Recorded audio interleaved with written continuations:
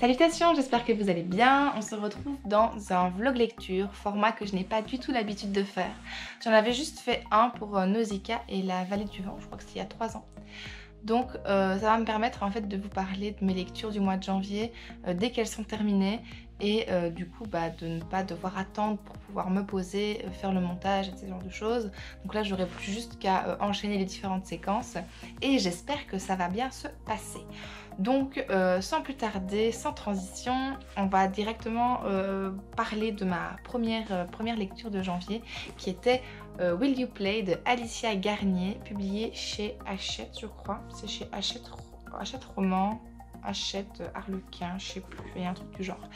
Et en fait, si j'ai acheté ce livre, qui est une romance, qui n'est pas du tout mon style d'écriture de livre habituel plutôt, c'est parce que Alicia Garnier n'est autre que Moody Take a Book, qui est une youtubeuse que je suis depuis de nombreuses années et que j'avais envie de soutenir dans son travail. Donc je lui ai acheté son livre l'an dernier, 2 fois. J'en ai offert un à une de mes amies et j'en ai gardé un pour moi. Je voulais le lire. J'ai plutôt bien aimé ma lecture, donc c'était assez rare pour être mentionné, donc je me dis pour une fois que je parle d'une romance sur ma chaîne, on va quand même le souligner. Le fait que j'ai bien aimé ma lecture, que c'est bien écrit, que les personnages sont attachants. J'ai bien aimé la relation qu'ils ont nouée entre eux. On n'est pas sur une relation destructrice avec un pervers narcissique qui fait du mal aux femmes ou une fille peu space. On a des relations saines, on a des personnages sains. Et c'est bien. Moi je trouve que c'était divertissant, que c'était intéressant et c'était léger pour commencer l'année, ça m'a beaucoup plu. Donc si vous aimez les romances, moi je vous conseille ce livre. Ensuite, j'ai pas encore commencé, mais je compte me plonger dans Le Serment de l'Orage, qui est du coup beaucoup plus mon style de livre, de la fantasy de Gabriel Katz. Avec le PLIB, puisque je suis jurée pour le PLIB. Je pense que ça fait 2 fois que je vous le dis, mais c'est pas grave. Je suis jurée pour le PLIB 2020 et il fait partie des présélectionnés pour le PLIB et donc je l'avais acheté il y a déjà quelques mois, je crois que je l'avais acheté en été et je suis très contente qu'il soit présélectionné parce que ça, il est très prometteur. Moi j'ai quand même une petite appréhension comme d'habitude parce que j'ai déjà lu 2-3 romans de Gabriel Katz et à chaque fois je trouve qu'il écrit super bien, mais le traitement de ses personnages féminins sont bof, donc on va bien voir ce que ça va donner ici. Et durant tout le mois de janvier, j'ai décidé de m'atteler à une lecture de contes en fait. J'ai ici Contes des sages scandinaves, publié aux éditions Seuil. Et je ne sais pas si vous connaissez la maison d'édition, mais elle fait vraiment un travail qui est super beau, vraiment. Et là, ce sera tous les contes scandinaves, donc Norvège, Suède, Danemark, a priori si c'est Scandinavie, mais je pense que j'ai aussi vu qu'il y avait des contes islandais. Donc on va bien voir tout ça. On est aujourd'hui le vendredi 17 janvier. Il est 11h30, 11h15, ouais 11h30. Et je vous reprends pour vous parler un petit peu du Serment de l'Orage de Gabriel Katz. Je l'ai commencé dans un esprit un peu... J'avais un peu peur, comme je vous l'avais dit, par rapport au traitement des personnages féminins. Ça a été assez vite réglé parce qu'il n'y a quasiment pas de femmes dans ce roman. Et au début, je me suis un peu ennuyée. J'ai pas trouvé que les 2 personnages principaux, les 2 chevaliers dont il est question sur la 4e de couverture, étaient très attachants et intéressants à suivre. Et puis, je me prends de plus en plus au jeu avec le reste de l'histoire. Là, je suis à la page 227. Il y en a 380 et quelques, il me semble. Donc voilà, je me plais à suivre l'histoire. Maintenant, c'est pas une histoire qui m'agrippe, qui m'accroche plus que ça. Je passe un bon moment, c'est intéressant. Il y a une ambiance un petit peu de livre d'horreur parce qu'il y a des événements un peu bizarres qui se produisent et on a l'impression qu'il y a le diable en fait qui se trouve sur l'île. Donc voilà. Voilà, là où j'en suis pour l'instant...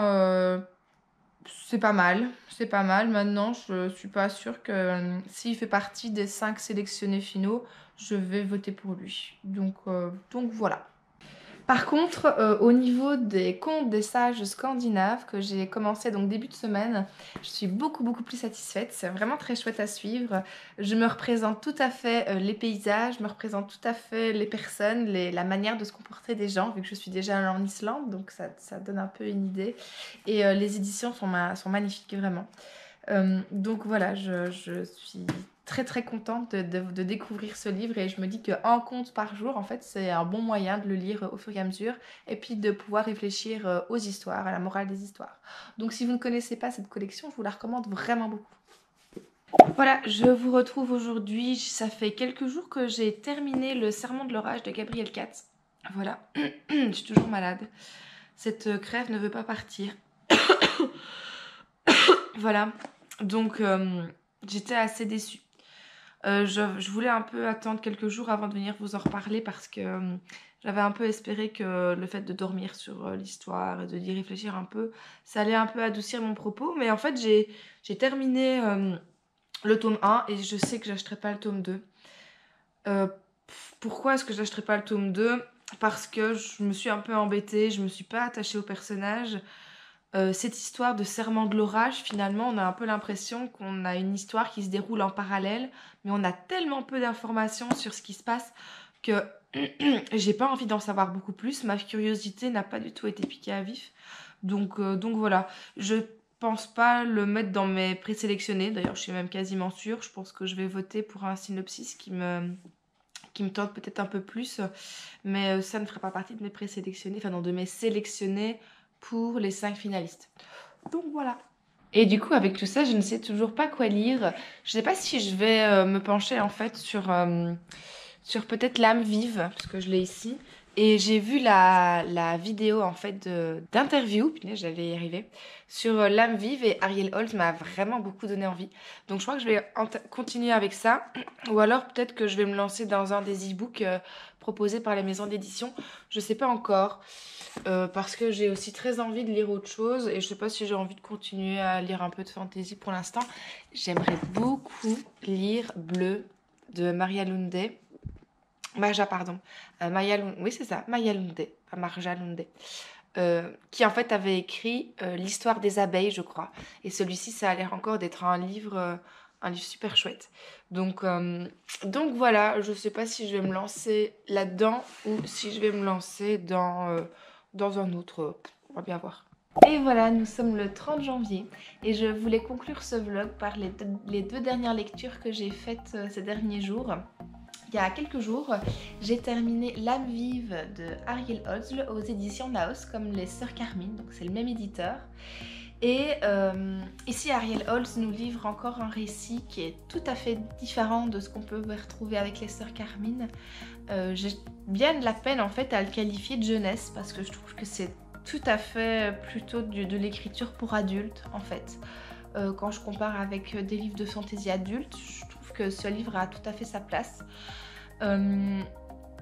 Donc on est dans un récit de fantaisie donc où les esclaves en fait sont devenus les maîtres. Donc ce sont des esclaves qui se sont révoltés il y a déjà pas mal d'années et ont renversé le système de pouvoir et le système de domination finalement dans la société et sont devenus les maîtres et ont réduit finalement en esclavage leurs oppresseurs. Sauf que là on arrive à un point de l'histoire où ça peut plus fonctionner, donc l'oppression est devenue trop grande et donc dans ce contexte on va suivre 6 personnages très différents les uns des autres qui sont d'un côté ou de l'autre en fait, avec des aspirations différentes, avec des relations différentes, avec plein de choses qui les différencient, qui les rendent extrêmement intéressants puisque grâce à l'écriture d'Ariel Holz, en fait on va réussir à recombiner tous les morceaux ensemble avec tous les points de vue différents et avoir une très bonne vue d'ensemble. Et moi j'adore ça dans ce genre de récit. J'avais aussi connu ça, c'est ce que j'ai adoré dans Bohème, Les Seigneurs de Bohème d'Estelle Faye, quand j'ai lu, il faisait partie des 7 finalistes pour le PLIB 2018. Et là, ben, je vais mettre L'âme vive dans mes 5 finalistes, dans mes choix de 5 finalistes pour le PLIB 2020. Vraiment, c'est super découverte, je vous le recommande vraiment. En plus, il n'y a que 2 tomes qui sont prévus, donc en fait, ce sera une duologie. L'histoire ne va pas durer pendant plusieurs dizaines de tomes, et je trouve ça plutôt bien. Et puis je viens en fait de terminer le tome 4 de La Lanterne de Nyx, publié aux éditions Glénat, qui est un manga que j'ai découvert l'année dernière, que j'ai énormément aimé. Et j'apprécie toujours autant, l'histoire se poursuit. J'ai l'impression qu'il y a plus de rebondissements dans ce tome-ci que dans le tome 3. Donc ça fait plaisir à voir. Et un élément que j'adore particulièrement dans ces tomes, en fait, c'est les petites explications qu'on peut retrouver, les petits encarts entre les chapitres qui donnent des informations sur les relations entre la France et le Japon, notamment fin du 19e siècle, puisque cette histoire prend place fin du 19e siècle. Et donc c'est hyper intéressant et j'apprends plein de trucs et j'adore ça. Donc voilà, je suis toujours dans ma lecture des contes des sages scandinaves que j'ai toujours pas terminé, et que je compte finir le mois prochain du coup. Et je me suis lancée dans Le Phare au Corbeau, qui est une prochaine lecture pour le PLIB, dont vous aurez des nouvelles du coup le mois prochain normalement aussi. Voilà, donc je termine le vlog lecture de janvier sur ces bonnes paroles. Dites-moi en commentaire si ça vous aura plu, ce genre de format, si vous préférez que je m'asseye face cam pendant 20 minutes et que je parle plutôt et qu'on n'ait pas de changement de cadre, de lumière et ce genre de trucs. Mais c'est vrai que c'est plus facile pour moi d'arriver à vous faire ce genre de vidéo parce que bah, c'est plus pratique. Donc voilà, d'ici la prochaine vidéo, portez-vous bien et je vous fais des gros bisous. Salut!